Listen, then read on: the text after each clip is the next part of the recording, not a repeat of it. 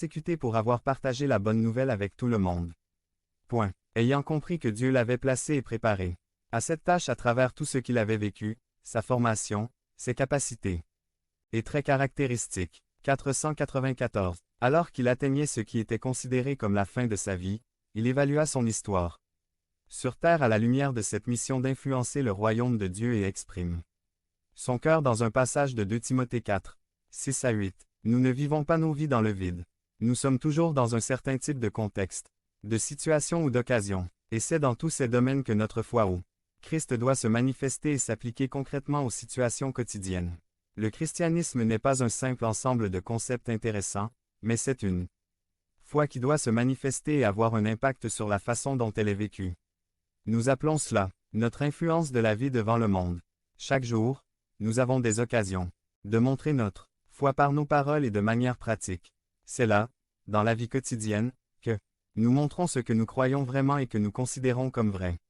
Notre foi doit être évidente dans tous les domaines de notre vie: église, famille, école, travail, divertissement, réseaux sociaux et autres sphères dans lesquelles nous sommes et évoluons.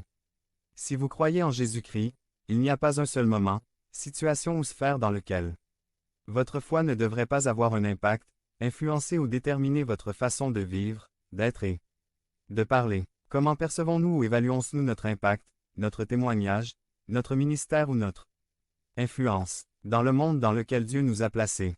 L'apôtre Paul, dans l'une de ses dernières épîtres, fait une sorte de bilan de sa vie au crépuscule de son existence sur cette terre. Considérer leurs points ou critères d'évaluation peut nous aider beaucoup à évaluer nos propres vies. Dans 2 Timothée chapitre 4, verset 6, Paul dit: « Moi, je vais maintenant être offert en sacrifice, et le moment de mon départ est venu. » Il ressort clairement de ses paroles qu'il savait que ses jours étaient comptés. Il parle de sa mort d'une manière très élégante et inspirante. Il la décrit de 2 manières.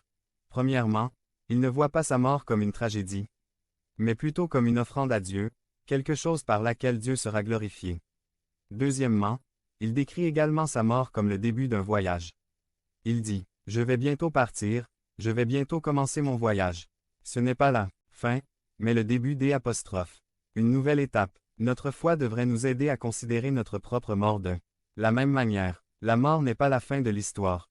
Il y a quelque chose d'encore mieux pour celui qui, par la grâce de Dieu, entretient une relation croissante avec Christ. Sa mort est imminente. Quelle évaluation faites-vous alors de votre vie, de votre parcours, de votre carrière? Quelle évaluation feriez-vous de votre propre vie si vous étiez dans la même situation? Peut-être que certains d'entre nous compteraient combien de propriétés nous avons réussi à acquérir, ou combien de lieux nous sommes allés en vacances, ou à quel poste nous avons réussi à accéder ou quel titre nous avons réussi à accumuler.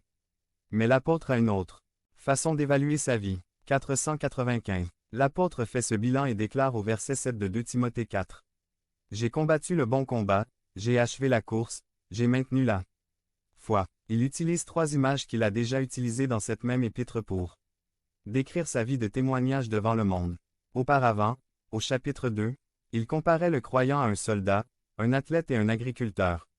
Le chrétien est un soldat de Jésus-Christ qui se soumet à son capitaine et endure tout ce qui vient pour maintenir son engagement envers le Christ dans un monde qui lui est contraire. Le chrétien est comme un athlète qui s'efforce avec discipline et diligence de vivre selon les règles de la compétition. Le chrétien est comme un agriculteur qui doit être persévérant, discipliné et appliqué pour enfin récolter les fruits